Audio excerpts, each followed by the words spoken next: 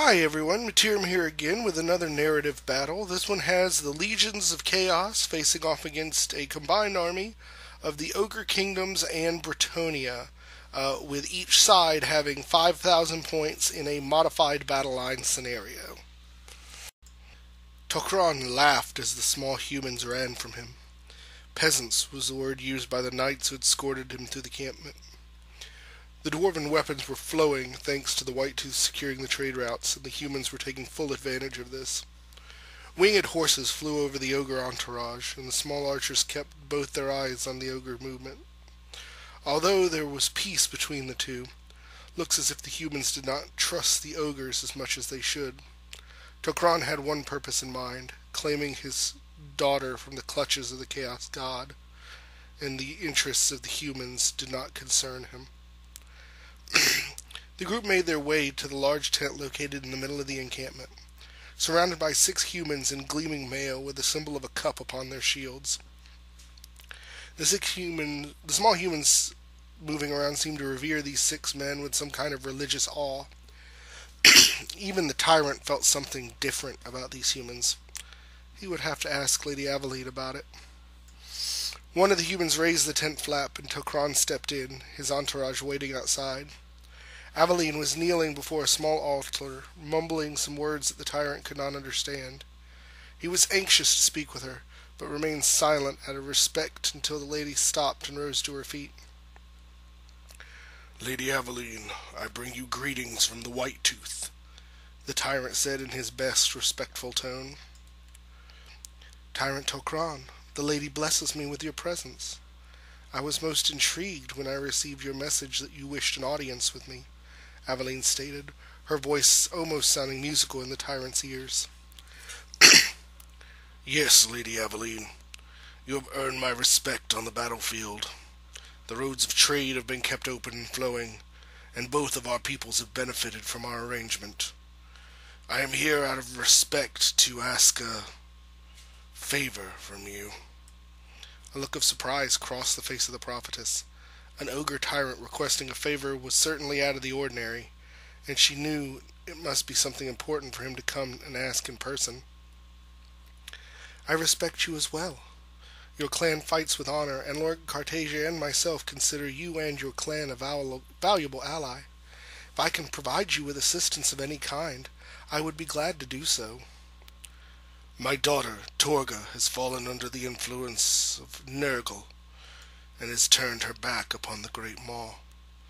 My slaughtermaster cannot do anything to remove this curse upon her. I have seen you wield your lady's magics to heal your men. Can your lady provide you the power to remove this curse from my daughter's soul?" Aveline stared at the tyrant for a moment. The usually stoic face of the ogre seemed almost sad as he spoke of his daughter. Aveline had always thought Tok'ran different from the others of his tribe that she had faced, and it was apparent that his care for his daughter ran deep. "The lady does work in mysterious ways, as I have been pursuing this purging for my people's needs as well.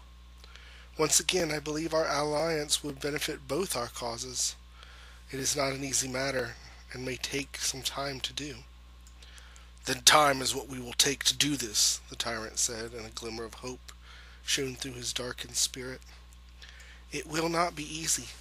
First, we'll need access to some of the artifacts touched by chaos, something old and powerful. I will also need the assistance of your most powerful slaughtermaster. As the lady would be blessed if an ogress chose to follow her teachings, once the soul has been purged of Nurgle's influence, your slaughtermaster could claim her for the Maw once again." "I will make Chog available once we claim this artifact." "Very well. Our scouts have discovered a monolith here in the mountains. The Dark Elves tried to claim it, but were defeated by a group of beastmen. This artifact has drawn the forces of chaos to it, and is now active once again. We need to claim its power to begin the ritual, and it is a large force of theirs that's there now." "Then the beasts will die in droves, and our people will feast upon them, and the power they claim. We shall march together and take this for your people, and my daughter." Tok'ran smiled. It had been a while since he had tasted beastman blood. Lord Cartatia has been recalled by the king, and has left Lord Remora in charge. He will lead our part, but I will provide the lady's blessings and magic to our men and yours. My Grail Knights will be my escort." Tok'ron had heard of the Grail Knights. He was eager to see if they were as formidable as he had heard. "Very well. Meet me in 3 days. We shall march upon the beasts of chaos. Their blood will pave the way to my daughter's salvation." So here you see the battlefield where our forces meet up against the Legion of Chaos. We are allowing Michael to make use of his beastmen as well as my demons and warriors to make a Legions of Chaos army out of Glotkin. One thing to pay attention to in the terrain is this small gray building in the middle of the table. That is the Vault of Chaos Artifacts. And it is a special building in that it can only have one character in it at a time. And if that character is in it, and they have a mark or they're a demon of one of the specific chaos gods, then that chaos god is ascendant in the whole battle. Which gives a number of benefits to the chaos side, like demons of that god are unbreakable, and the other characters of that god get to reroll Eye of the Gods table, stuff like that. So it also can affect some of the results of the Reign of Chaos table and that sort of thing. So it's definitely going to be very important to the Ogres and the Bretonnians to keep the demons and their characters out of that particular building. Okay, so starting on the left for the Warriors, or for the Legion of Chaos, we have a unit of 20 Plague Bearers of Nurgle with full command. In them is a Herald of Nurgle with the Greater Locus of Fecundity and the Lesser Gift of the Plague Flail. Next to that is a Slaughter Brute. It's bound to the Lord of Tzeentch that's right there on the Manticore. Next to that is a 20-man unit of Chosen. They are chosen to Tzeentch with shields and full command, and their benefit from the Eye of the Gods table was +1 weapon skill, so their weapon skill 7 Tzeentch chosen. Next to that is Chaos Lord on a Manticore with the Armor of Destiny. Mark Tzeentch, he also has a lance and a shield. Next to that you can see 10 Pink Horrors of Tzeentch, and they have full command, I believe. Then he has 15 Tzeentch warriors with full commands and shield. Joining them is Morgrul, the Wargore BSB with a Manbane Stanner, Many-Limbed Gouged Tusks, Gnarled Hide, Heavy Armor, and Shield. Next to that is a unit of 3 Minotaurs. They have full command and an additional hand weapon. Behind them, up on the hill, is a unit of 6 Chaos Trolls with additional hand weapon. Next to that is his Demon Prince from the Demons of Chaos army book, who serves as his general. He is a Demon Prince of Tzeentch, 3rd level Lore of Tzeentch caster with Chaos Armor, Demonic Flight, and for the Exalted Rift gift, he took the Rock of Inevitability. Next to that is a 40-man Gore Herd with full command, additional hand weapons. And on the corner of that unit is Morgor, the Great Bray Shaman, level 4 to the Lore of the Wild, Talisman of Preservation, and the Hag Tree Fetish. Next to that is a unit of 30 Chaos Marauders with full command and scales. They are unmarked. Behind them is a Chimera with the Flaming Breath and Regenerating Flesh. Next to that is his Gorgon, Zola. And on the far end is 5 Chaos Knights. The Chaos Knights are marked to Nurgle, and they have ensorcelled weapons and full command. So starting on our left, I have a unit of 3 Yetis. Next to that is a single Saber Tusk. Behind them is a unit of 8 Iron Guts with full command. They have the Dragon's Breath standard on them. In that group is Tok'ron Face Crusher, my Tyrant with Defensor's Blades, Greedy Fist, and Giant Breaker. Behind that are the Noblars 3, a Ogre Bruiser with the Noblar Thiefstone, and it netted them the Talisman of Protection, so they have a 6 up ward save. And in the center of that unit is Gat the Old, my Battle Standard Bearer with the Rune Maw. Next to this Saber Tusk, you have 10 Noblar Trappers, Next to them is 4 lead belchers with a bellower.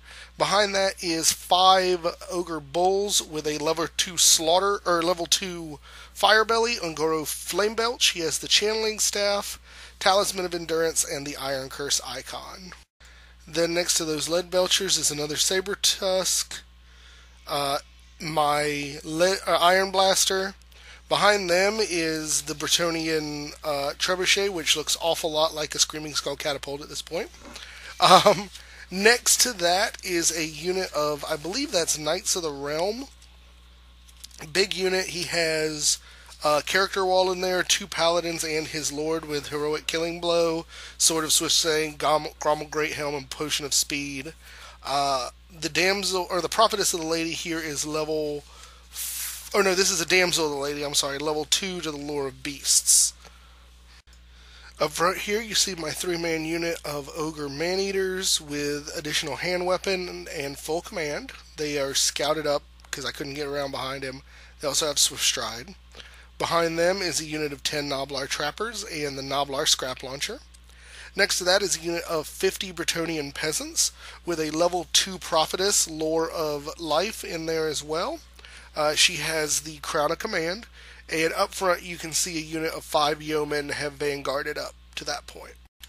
Then we have a second trebuchet, 10 archers with the braziers, a unit of errant knights with the level 4 prophetess of the lady in there, as well as his paladin BSB.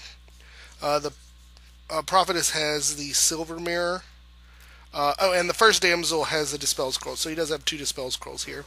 And then vanguarded up, you see 3 Pegasus Knights, and then in that little group right on the other side of the Errantry Knights, you see another 10-man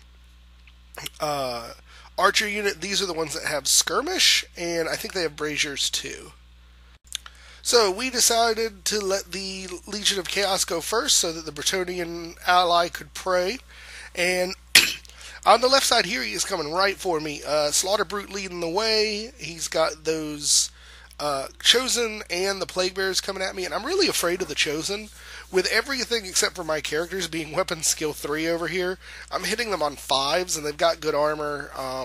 That's a pretty sizable brick of them, so I'm kind of nervous. I'm hoping I can hold them off a little bit, maybe shoot them down, and just see where I can go from here. It's a little tight, so maybe I can take advantage of that. 2 with them kind of trying to squeeze around the building. And over here he comes up pretty aggressive, moves the screamers so that I can't get past them and into the manticore, and has placed the manticore so that if the Bretonnian knights charge him, they're in his front, so they're going to have to like turn all sorts of weird ways and get redirected. But what he didn't realize is that he also left a very nice flank charge for my Iron Blaster to go in, and I'm thinking maybe if I can get some good hits on impact, we can do that. You also see he's moved the Demon Prince into the building. Now I know monsters cannot normally enter buildings, however we made an exception to that rule for this scenario, considering how many monsters the Lords of Chaos have. So with his Tzeentch Demon Prince in there now, all of his Tzeentch demons are unbreakable.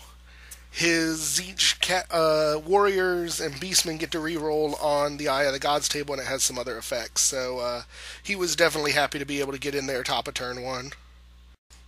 And over here he decides to plunk the Chimera right in front of the Yeoman, where he still has good front arc on the peasants if he wants to go there or off to the side. So I think he just wants to get in the way and take up the space so the peasants, yeomen, aren't just kind of zooming around his units. And again, very aggressive on the right flank. Gorgon wants a piece of those Pegasus Knights. His Nurgle Knights are coming up right behind him, and the Marauders are coming through the forest. We found out that the forest, like they're 2 forests together, so the forest on the right is a Fear Forest. The forest on the left is that one where it hits you for D6 Strength 4 hits after your movement phase. What our opponent neglected to realize here is that with the flyers, he left just enough room on that table edge with the Nurgle Knights so that they can actually essentially jump over the Gorgon and slam into those knights, and let his lance that's hiding off the picture to the right slam into the Gorgon. So I think that's going to be our plan next turn. So magic was very disappointing and resulted in the death of what appears to be 2 peasants from the main peasant block. Definitely not what the Legion of Chaos was needing, but they didn't have great dice, and we ended up blocking the Infernal Gateway, so I think that it might have been Blue Fire of Tzeentch that got off. So this may look weird, but I'll explain how we did this. First of all, the Man-Eaters slam into the front of the Screamers. That's no big deal. Secondly, the second attack, we charged the Iron Blaster in there to essentially hold the Tzeentch Knight up. And since we had to go into the front with the Knights, they slam in and essentially can't do anything but like touch corner to corner, because they can't close the door to the left because that would bring them into the flank, and they can't close the door to the right because of the Noblars there, and because there's already someone in the combat with him, the Cannon and the Tzeentch Lord can't turn either, so he's got very little but Paladin and a Lord to touch there, and I'm hoping to get a lot of impact hits. So it looks like a weird combat, but the nice thing is it doesn't change our overruns, which are going to have us, if we kill this guy, headed straight for those Tzeentch warriors. And here's just a better shot of me going into the Screamers. You can see I have my Rat Ogre Man-Eater. I've got my new Murderous Noblar Man-Eater called Gutstabba, and I've got Golfag, who's just serving as a battle standard bearer, or a standard bearer for that unit, because he's the only one that has a standard on him. And our charges here worked out exactly like we expected them to. Pegasus Knights slam into the Nurgle Knights, and Knight Errant slams into the front of the Gorgon. And over here I'm playing very conservatively. I move a Saber-Tusk up to block the Slaughter Brute, move the Noblars up to kind of get in the way of the Chosen if they come that way. And if the Slaughter Brute hits the Saber-Tusk, it's going to overrun and block off the Plague Bearers for me. So I wanted to put the Yetis there to kind of catch the Slaughter Brute as they come in and keep them backed up. It'll give me a turn of them kind of maneuvering around each other, and then let me do the counter-attack. And only other real movement from us is that the Peasant Brick starts moving forward. If the Chimera comes after them, great. If not, they need to get up there to tar pit something, so they're starting to move. So during our magic phase, the only spell we get off, I cast Flaming Sword of Ruin on my Iron Blaster, hoping to get the +1s on the wounds to the impact hits. Will actually let me basically run over the Manticore so that the Bretonnians don't have to deal with anything but the Lord. So Leadbelchers shoot pathetically and only kill 2 of the Chosen during shooting. And the archers with the flaming shot end up putting 1 wound on the Chimera, which is awesome, because it cancels out his regen. But then between the 2 trebuchets, we only managed to do 1 more wound. One of them went way off, and the other one hit, but only did a single wound. So was definitely not a good day for trebuchet shooting. Okay, and I think this is what happened. The second trebuchet shot drifted off so much it hit these Gore in the back and killed 2 of them. And during combat, the impact hits did all but 1 wound onto the Chimera. The Lord with the heroic killing blow claimed the challenge after that, and heroic killing blowed the Chimera, or maybe it was the character. Anyway, whatever was left, either the Chimera or the character ended up getting run down. And we overran, and both of us, the Cannon and the Knights, slam into the front of these Tzeentch Knights. Which I think it's funny that, like, on turn 1, my Cannon is freaking halfway across the board. But in my opponent's defense, he said that he had forgotten that the Warriors of Chaos, when their god was a descendant, didn't get unbreakable, and that's why he chose to stay. He thought he was going to be unbreakable there and was going to be able to hold us up, but didn't realize that that only applied to the demons and not the warriors. So over here, the Nurgle Knights brutalized the Pegasus Knights and killed them without taking any wounds, and then Gorgon only managed to take 3 wounds, but he is stubborn leadership 10, so he didn't go anywhere. And then here in the center, the Screamers killed one of my three Man-Eaters. Man-Eaters, however, killed the Screamers back. The two remaining killed the three Screamers back and managed to overrun to assault the building that the Demon Prince is in. I know they probably can't handle the Demon Prince, but I'm hoping to have them get a wound or two off maybe before they're brutalized, and then we can take him out with shooting. So we go into Top of Warrior's turn 2, and he starts it off by charging the Chimera at the Fast Cav. Fast Cav choose to flee and run a pathetically small amount. The Chimera chooses to redirect into the Peasants. The Peasants were going to hold, but they fail their terror check and run off the board. It was absolutely terrible. So 50 Peasants plus a Damsel gone like that, and the Chimera hasn't even really done anything yet. I know it was very frustrating to the Bretonnian player. And over here, the Pink Horrors decide to charge into the side of the chariot to help out the Tzeentch warriors that are fighting. And here is where the failed charge from the Chimera ends up taking it there in the middle. And over here, the Marauders manage to charge in and clip the teeniest little corner of that unit, so they're in fighting there, but they're still mostly in the forest, so they're not going to get any rank bonuses, so I'm not entirely sure how much that's going to help swing the battle.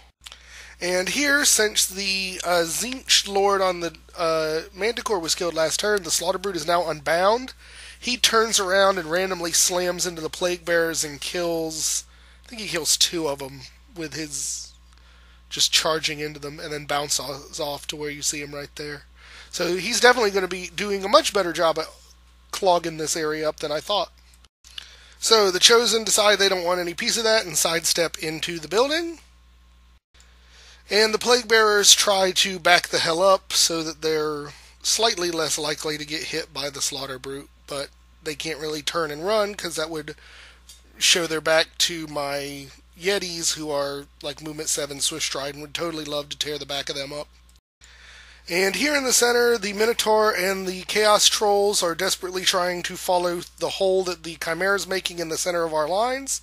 And the Beastmen Gore are moving basically to follow, so they don't have to go through that forest that's going to do damage to them every turn. So really the only thing holding the center together is a group of fleeing yeomen, so that's not good. And then over here in combat, magic was really no big thing. Over here in combat, the Forces of Chaos flub. The Gorgon takes another wound or 2. A couple of the Knights are killed. Several of the Marauders are killed. And everything breaks. Like I don't remember the exact numbers, but the Bretonnians didn't win by much. But it was enough where neither of the groups were stubborn. The Chaos Knights broke and ran off the board. The Marauders broke, ran through the forest. And Zola there is strong enough and stubborn enough to keep staying. But what we thought was going to be a bad day on this right flank is really turning out well for us right now. Same thing here. The Tzeentch Warriors just can't get it done. With impacts, we take out a bunch of them, do a bunch of wounds. The BSB from the Legion of Chaos gets stuck on like the middle paladin in a challenge and just doesn't get anything through, whereas the other two, the Lord and the Paladin and the character wall, just scythe through them. So they break. My chariot kills 2 Pink Horrors, so I'm stuck, but the Bretonnian Knights run them down and destroy that Tzeentch unit as well, which means we've also taken the BSB from their unit, and now only the General Demon Prince in the building is left to worry about.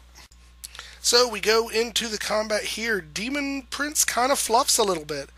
Does kill the banner host, but does take, I think it's 2 wounds from this remaining Man-Eater Noblar, Gut Stabba.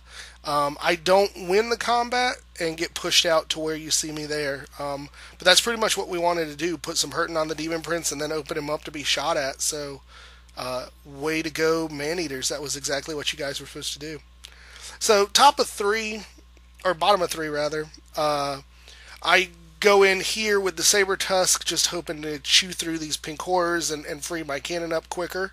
Um, I have no fear that the cannon won't be able to kill the pink horrors. It's just going to take a long time without some help. And over here, you see I moved the Noblars and the saber tusk around to kind of control where those chosen can come out of the building. And then everything on this right side starts going towards the middle. Knowing what's coming, we want to put as much shooting towards that as possible, and preferably kill that demon with the lead belcher shots and stuff like that, so that the trolls end up being stupid. And over here, I'm still pretty much playing cagey and conserving our forces. I think I slide everything just a little bit to the right, so that those Yetis aren't blocking them up anymore, and I can get out when I need to get out. And over here, you see that the yeomen have rallied. To turn around and cause some more trouble for that Chimera is the ultimate plan. So magic again is pretty uneventful, but during shooting, my Bretonnian ally drops a trebuchet rock right on the building and kills the demon prince. And this is going to cause problems, as now the trolls are stupid, and it is actually the destruction of the demon prince is going to panic the Chimera, and he's going to end up fleeing and will run off the board before the end of the game. Spoiler alert. But yeah, it was a good shot from the trebuchets.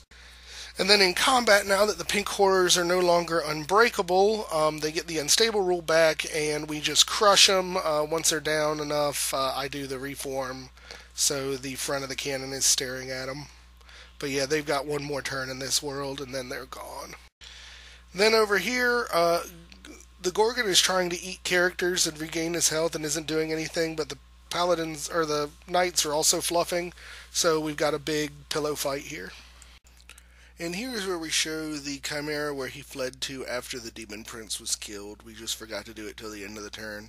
So he ends up here, and like I said earlier, he's going to go off the board, but it's going to take him a couple turns to do so.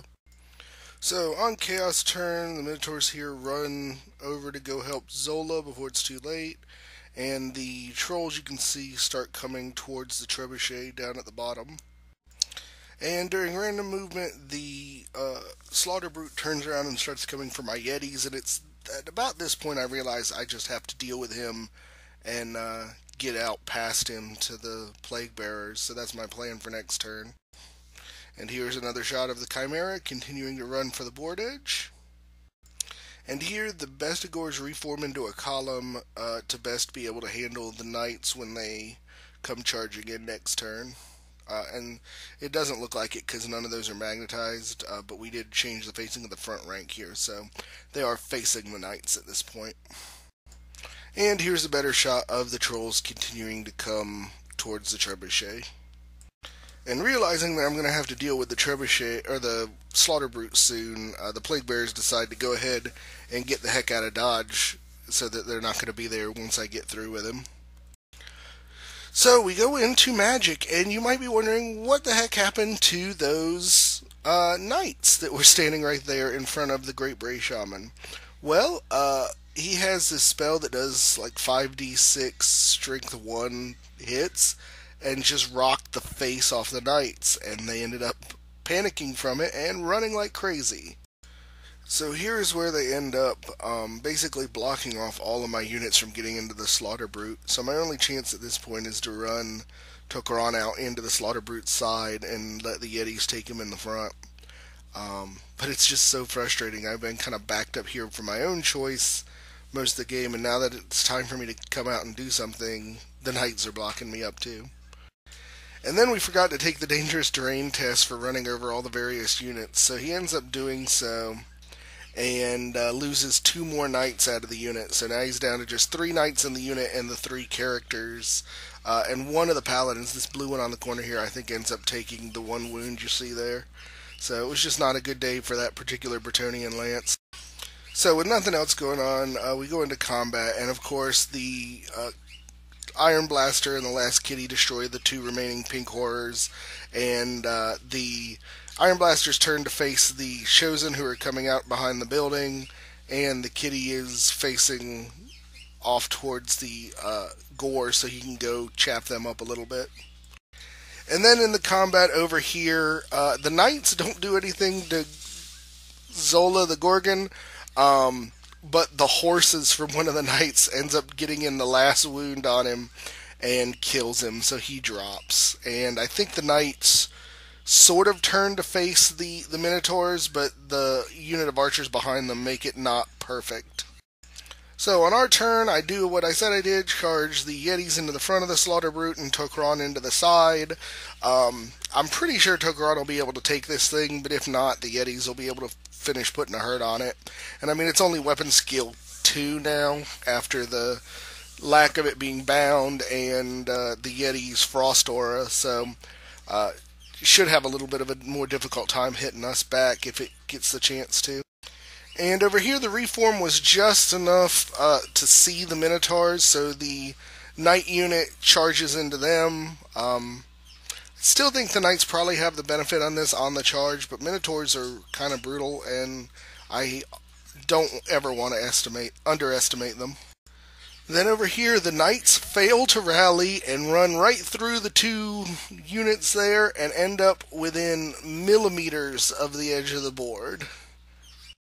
So at this point, I need to go ahead and get moving. So the Noblars 3 lead the Iron Guts off towards the Plague Bearers, and that's pretty much all I can fit up there because it's still pretty tight in this area.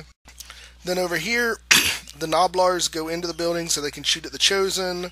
The remaining Saber-Tusk and Gut-Stabba, the champion from the Man-Eaters, move up to set up a double flee, and the cannon moves back, so I'll be able to grape shot them without being into threat range. The Noblars and the Lead Belchers here at the bottom are turning to face the trolls that are coming around the building off to the right of this picture. Oh yeah, and you see the one Saber-Tusk up towards the building. I moved up to block and cause trouble for the Plague Bearers trying to escape. And magic was pretty much a wash, I think. During shooting, we get a couple more wounds on the Marauders in the forest, but nothing much beyond that, so we go into combat. And during the combat, the Knights just absolutely brutalize the Minotaurs. I think they take a couple wounds for their trouble, but the Minotaurs are broken, run down, and the Knights run far enough to clip the edge of the Trolls, so they come slamming into the flank of the Trolls as well. And over here, between Tok'ran and the Yetis, the Slaughter Brute is absolutely killed. So, start of Chaos turn, the Plague Bearers charge the Saber-Tusk, but he flees and actually ends up getting far enough so he runs through the building. You'll see him in the next shot. But it pretty much leaves them open and ready to be destroyed by my Ogres coming up here.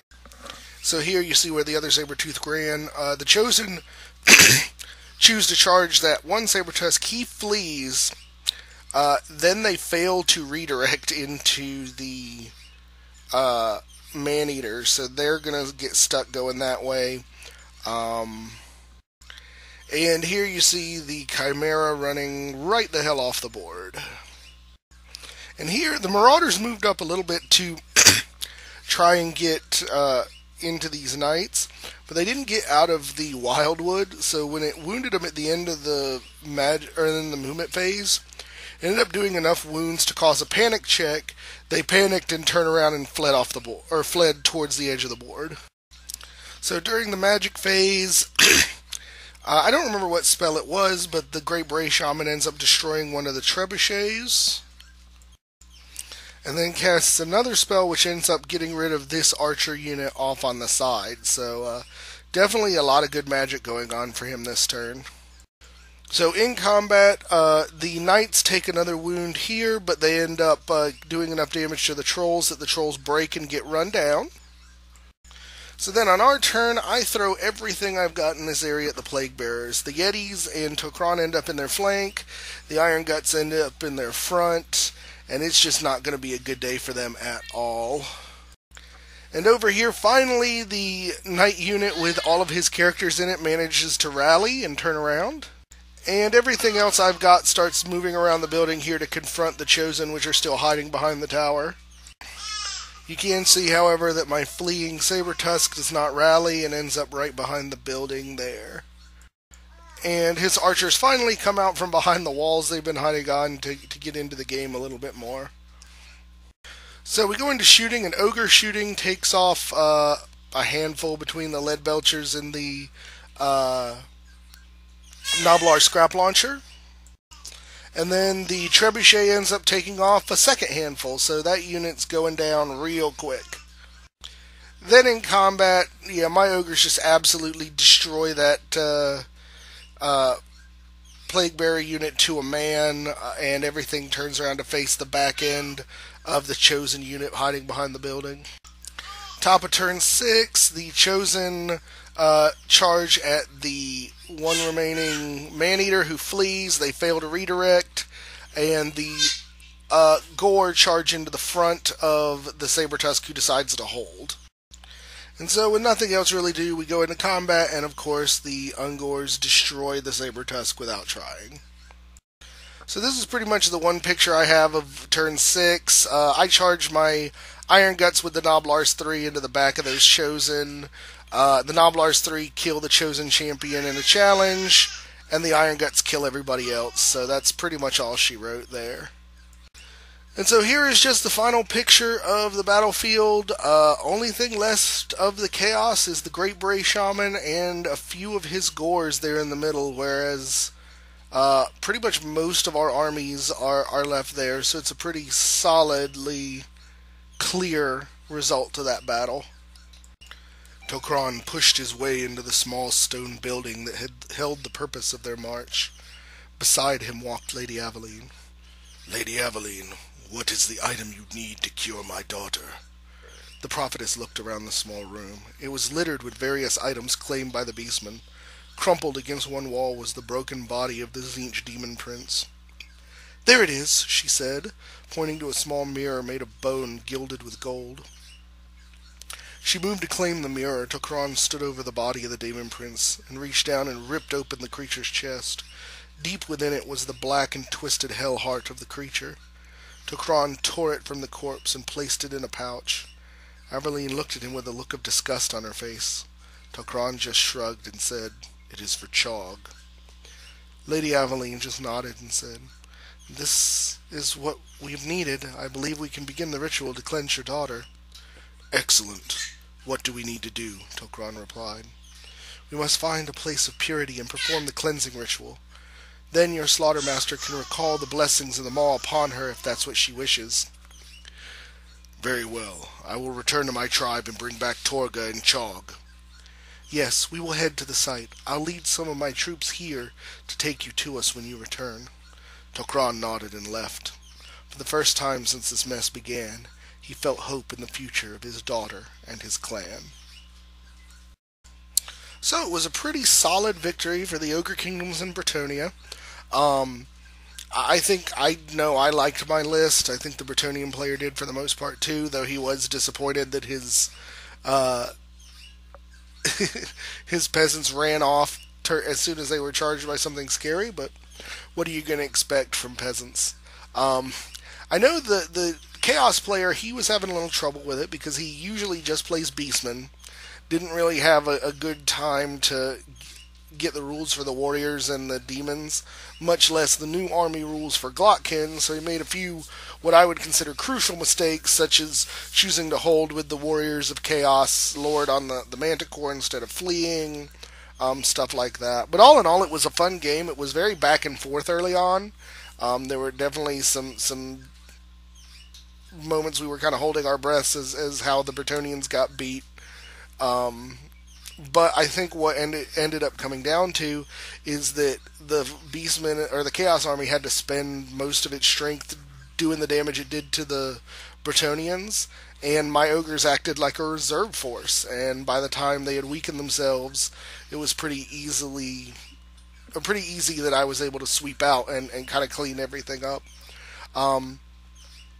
One thing I wished I could do with the Ogre army is I wish I could take a level 4 Firebelly. I like the lore of fire and I'd like to play with it more, but I just don't think as a level 2 you end up getting too many spells you actually need. I know it's kind of a weaker lore, but it would be nice to explore it to its fullest in this army. But all in all, it was a fun game. I hope you guys enjoyed watching it and enjoyed seeing where the narrative is going at this point. Um, we are going to keep going. I think we're going to take sort of jump to another part of the narrative a little bit and give some other armies a chance to play. But we will be wrapping things up with this particular run of the Ogre storyline before too much longer. I know you guys have been enjoying that. So thank you guys for watching. And if this is the first time you've seen one of these, please like the video, subscribe below, leave any comments or questions that you might have. I do make a point of trying to answer every question that's left for us. So otherwise, thank you guys for watching, and we'll catch you next time.